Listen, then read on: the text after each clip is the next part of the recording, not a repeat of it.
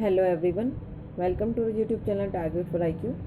देखिएगा, इस वीडियो में हम डिस्कस करने वाले हैं कॉन्स्टिट्यूशन लॉ ऑफ इंडिया के मोस्ट इम्पोर्टेंट कुछ एमसीक्यू, जो कि सारे ही स्टेट में जुडिशरी के जो एग्ज़ाम होते हैं, एपीयू के एग्ज़ाम होते हैं, वो पूछे जाते हैं। तो चलिए स्टार्ट करते हैं। पहला क्वेश्चन है कि एक कंपनी निम्नलिखित अनुच्छेद के द्वारा प्रदत्त मूलाधिकार का दावा कर सकती है कि कंपनी कौन सा अनुच्छेद है, कौन सा ऐसा आर्टिकल है जिसमें किसका फंडामेंटल राइट का दावा कर सकता है। तो आर्टिकल 14 जो है वो किसके लिए बात करता है, ये सभी व्यक्तियों के लिए बात करता है, ठीक है। और व्यक्ति के अंतर्गत कंपनी और निकाय भी आता है, आप सभी को पता होगा, है ना। तो इसलिए आर्टिकल 14 में वो क्या कर सकता है, प्रदत्त मूलाधिकार का दावा कर सकती है कोई कंपनी या कोई कॉरपोरेशन। लेकिन 15 और 19 में जो फ्रीडम दी गई 19 में जो फ्रीडम दी गई है, स्वतंत्रता का जो अधिकार दिया गया है, और आर्टिकल 15 में जो धर्म, मूल, वंश, जाति, लिंग या जन्म स्थान के आधार पर विभेद की बात की गई है, वो कोई केवल किसको प्राप्त है, नागरिकों को प्राप्त है ना। आर्टिकल कौन कौन सा, आर्टिकल 15, आर्टिकल 16, आर्टिकल 19 और आर्टिकल 29 और 30 में जो क्या दिए गए हैं, जो हमारे राइट दिए गए हैं, फंडामेंटल राइट, वो सिर्फ किसको प्राप्त है, वो केवल नागरिकों को प्राप्त है, ठीक है। इंडियन के सिटीजन्स को प्राप्त है, बाकी अनागरिकों को प्राप्त नहीं है। तो वो कंपनी आर्टिकल 14 में दावा करेगी। नेक्स्ट है कि शिक्षण संस्थानों में अनुसूचित जातियों, अनुसूचित जनजातियों के पक्ष में स्थानों के आरक्षण शासित होता है। तो कहाँ से होता है ये शासित, ये होता है आर्टिकल 15 के क्लोज 4 से। क्लियर। और इसी के साथ में अगर आर्टिकल 16(4) देखें तो आर्टिकल 16(4) किसकी बात करता है, सामाजिक और शैक्षिक रूप से पिछड़े हुए लोगों के बारे में किसकी आरक्षण की बात करता है, रिजर्वेशन की बात करता है। और 29(2) किसके बारे में बात करता है, 29(2) और आर्टिकल 29(2) किसके बारे में बात करता है, कहता है कि राज्य द्वारा जो भी पोषित या राज्य निधि से जो भी सहायता पाने वाली कोई शिक्षा संस्था होंगी में प्रवेश पाने से किसी भी नागरिक को केवल धर्म, मूल, वंश, जाति, भाषा या इनमें से किसी के आधार पर भी क्या नहीं किया जाएगा, वंचित नहीं किया जाएगा। और 29 का सब क्लोज 1 बात करता है किसकी, कि अगर किसी की कोई लिपि, भाषा या संस्कृति है तो उसको संरक्षण की बात करता है 29 पर। और 14 तो पता ही होगा, समानता के अधिकार की सभी राज्य किसी व्यक्ति के साथ में किसके बारे में, किसके विधि के समक्ष समानता और विधियों के समान संरक्षण करेगा, उससे वंचित नहीं करेगा। कह रहे कि एसआर बॉम्बे बनाम भारत संघ के निर्णय में सर्वोच्च न्यायालय के अनुसार भारत का संविधान कैसा बताया गया है। तो इस केस में बताया गया कि हमारा भारत का संविधान संघात्मक संविधान है। नेक्स्ट है कि भारतीय संविधान में कितने अनुच्छेद हैं। देखिए, ये क्वेश्चन बहुत नॉर्मल लगता है, लेकिन वो बार बार क्वेश्चन एग्जाम में पूछ लिया जाता है। तो हमारे टोटल कितना है, 395 आर्टिकल हैं, अनुच्छेद हैं, 395 अनुच्छेद। इसके बाद में जो शेड्यूल है, अनुसूची है, वो 12 है, भाग कितने हैं, 22 है। तो सभी चीज़ें ध्यान रखनी है कि 395 अनुच्छेद, 22 भाग और 12 अनुसूचियां हैं। पहले 8 अनुसूचियां थी और 9, 10, 11, 12 को संशोधन करके जोड़ा गया है।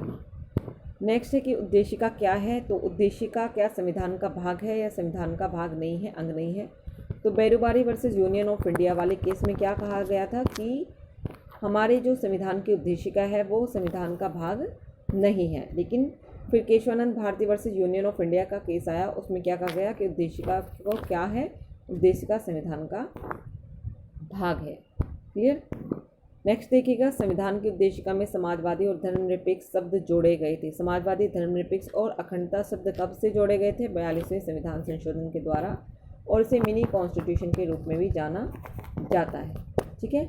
इसी के साथ में क्या जोड़ा गया था, 42वें संविधान संशोधन द्वारा 51(ए) में मौलिक कर्तव्य जोड़े गए थे। टोटल मौलिक कर्तव्यों की संख्या 11 है, ठीक है। 86वें संविधान संशोधन में जब शिक्षा का अधिकार जोड़ा गया तो के भी एक कर्तव्य, 11वां कर्तव्य यहाँ पर जोड़ दिया गया।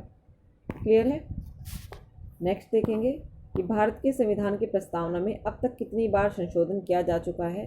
तो एक बार संविधान संशोधन हुआ है केवल उद्देशिका में, 42वां 42वां अमेंडमेंट के द्वारा, जिसमें पथनिरपेक्ष, समाजवादी और अखंडता शब्द जोड़े गए थे।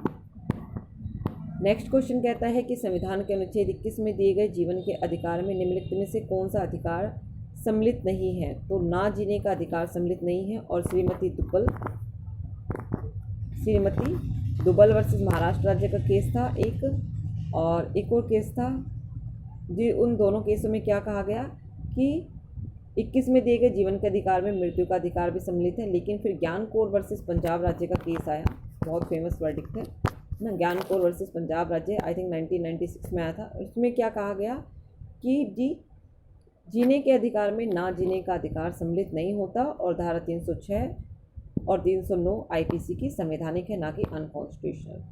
फिर है कि अनुच्छेद 21 के अंतर्गत किस शब्द का प्रयोग किया गया है। तो अनुच्छेद 21 में किसका प्रयोग किया गया है? व्यक्ति शब्द का प्रयोग किया गया है कि किसी भी व्यक्ति को उसके प्राण और दैहिक स्वतंत्रता के अधिकार से विधि द्वारा स्थापित प्रक्रिया के द्वारा ही वंचित किया जाएगा, अन्यथा नहीं। ठीक है, तो यहाँ पर किसका प्रयोग है? व्यक्ति शब्द का प्रयोग है, ना कि नागरिक का और राष्ट्र व्यक्ति का नहीं है, व्यक्ति शब्द का प्रयोग है। और ये जो विधि द्वारा स्थापित प्रक्रिया है, विधि द्वारा स्थापित प्रक्रिया का जो वर्ड का यूज़ किया गया है, ये कहाँ से लिया गया है? ये लिया गया है जापान से। ठीक है, ये भी आपको ध्यान रखना है। नेक्स्ट है कि संविधान के निम्नलिखित अनुच्छेदों में से कौन सा अनुच्छेद श्रमिकों को पर्याप्त वेतन ना दिए जाने से उल्लंघित हो जाता है? तो शोषण के विरुद्ध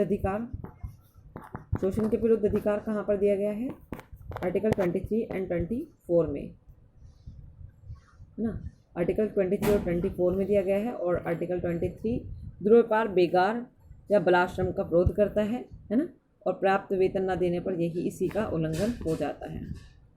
नेक्स्ट है कि संविधान का अनुच्छेद 24 किसी कारखाने या खान अथवा किसी संकटपूर्ण योजनाओं में ऐसे बालकों को नियोजित करने का प्रतिषेध करता है जिनकी आयु कितने वर्ष से कम होनी चाहिए?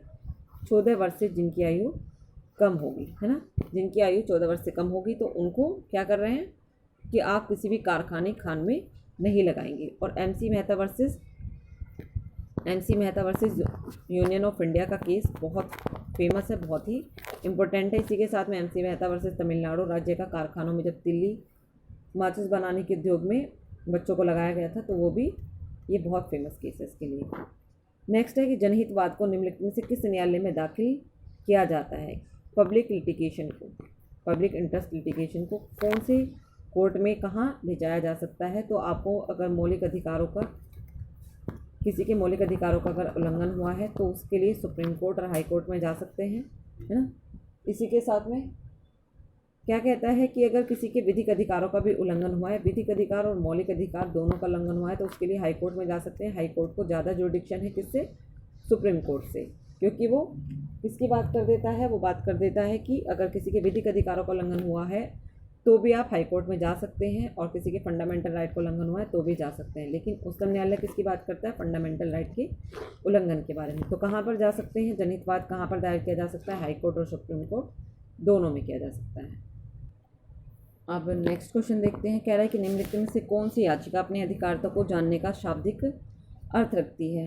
कहता है कि आपका क्या अधिकार है ना। अगर कोई व्यक्ति सार्वजनिक पद पर, किसी सार्वजनिक पद पर आसीन है, कोई पद है उस पर आसीन है, तो उससे पूछा जा सकता है, चाहे किसी व्यक्ति का हक हो उस पद पर या नहीं हो, वो व्यक्ति भी क्या कर सकता है? पूछ सकता है कि आप किस अधिकार से इस पद पर हैं। अधिकार परीक्षा की इक्विवेलेंटी की बात करता है, अधिकारों को जानने का शाब्दिक अर्थ।